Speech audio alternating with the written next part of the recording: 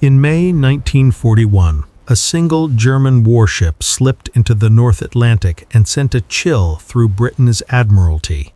She was the Bismarck, vast, heavily armed, and draped in Nazi symbolism, Hitler's pride, and the Royal Navy's nightmare.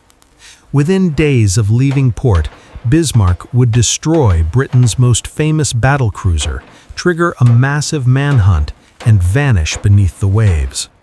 The hunt for Bismarck became one of World War II's most dramatic naval chases, a duel of radar, aircraft, and big guns. To understand why, we have to see what this ship represented in 1941. After World War I, the Treaty of Versailles tried to strangle German naval power, limiting ship size and armament. But in the 1930s, Hitler rejected those restrictions, launching an ambitious rearmament program that included new battleships.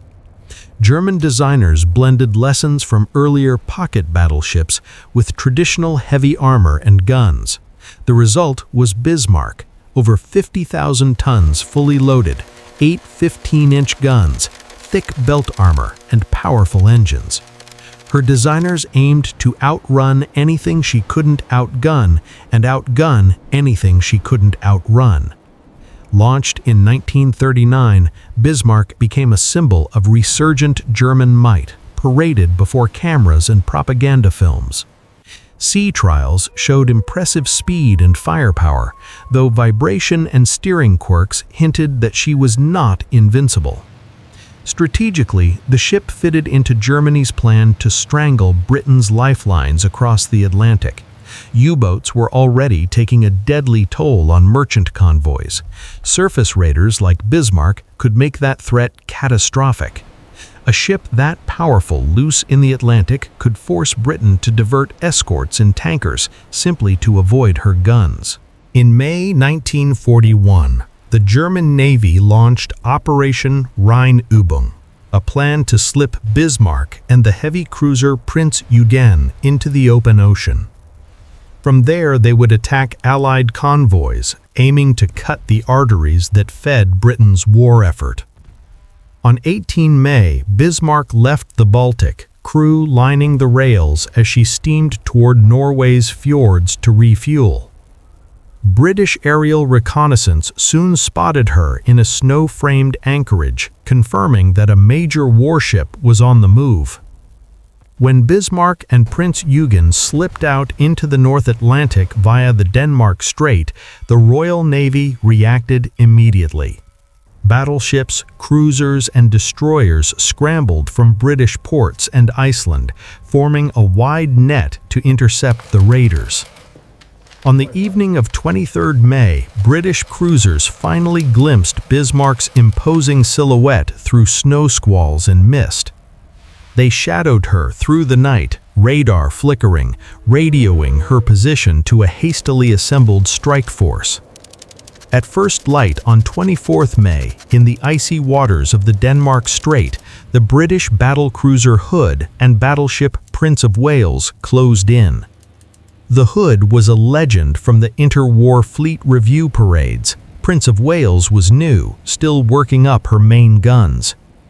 As the four capital ships maneuvered, their main batteries began to speak, hurling shells the weight of small cars across the waves. Within minutes, Bismarck's gunners found the range. A salvo struck Hood near her magazines. A towering column of flame and smoke erupted. Seconds later, the great ship broke apart and vanished beneath the sea. Over 1,400 men died with Hood. Only 3 survivors were pulled from the freezing water. Prince of Wales continued the fight but suffered mechanical problems and heavy hits, forcing her to break off under smoke. Bismarck had won a stunning victory, yet she had not escaped unscathed. British shells had ruptured forward fuel tanks and contaminated vital oil reserves with seawater.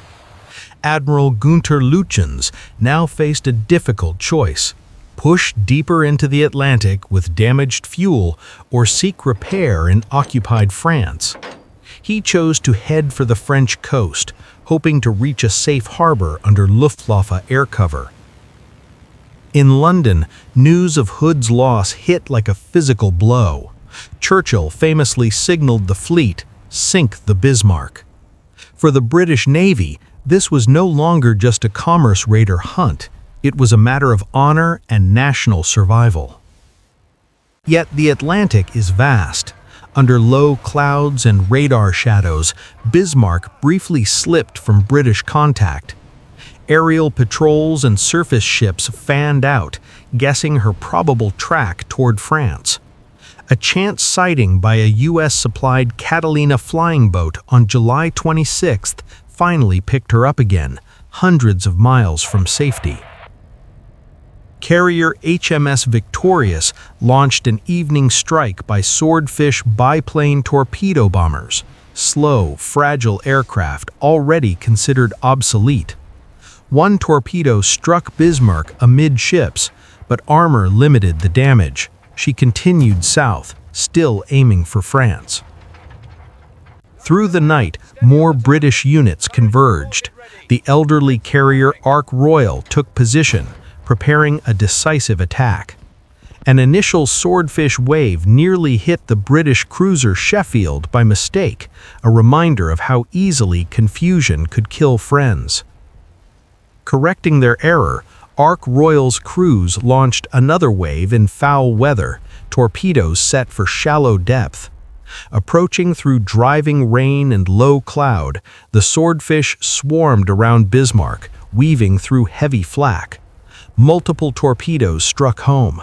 One, by extraordinary luck, blasted near the stern and jammed her rudder. Bismarck, still deadly in her guns and engines, could now barely steer, forced into wide, helpless circles. She would not reach France. Instead, she waited for the inevitable approach of British battleships. That night, destroyers harassed her from the edges of darkness, launching torpedoes, probing for weaknesses. At dawn on 27 May, the battleships King George V and Rodney, supported by cruisers and destroyers, closed in for the kill. Outgunned in direction, but not in caliber, Bismarck turned her remaining turrets toward them and opened fire. The sea erupted in towering splashes and smoke as heavy shells crossed in both directions. Gradually, British fire took its toll. Bismarck's forward turrets were knocked out, then her aft guns silenced. Upper works shattered, fires burned along her superstructure.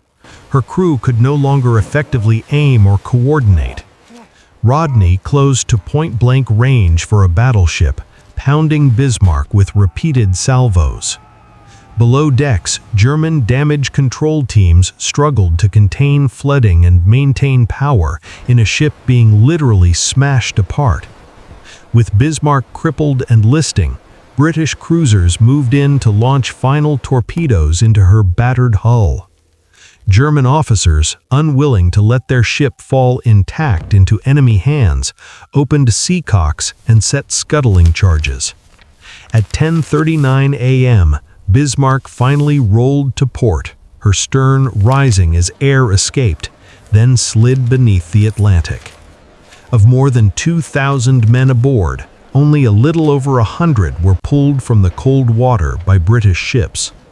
Others, still alive in the sea, were left when U-boat warnings forced the rescuers to depart.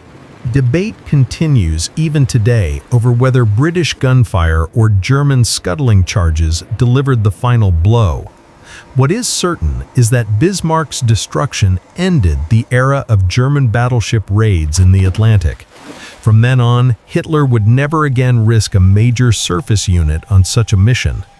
For Britain, the sinking avenged Hood and removed a powerful symbol of Nazi naval prestige.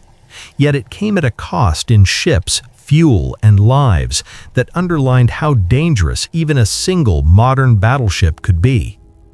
Decades later, in 1989, oceanographer Robert Ballard located Bismarck's wreck nearly 3 miles down on the seafloor.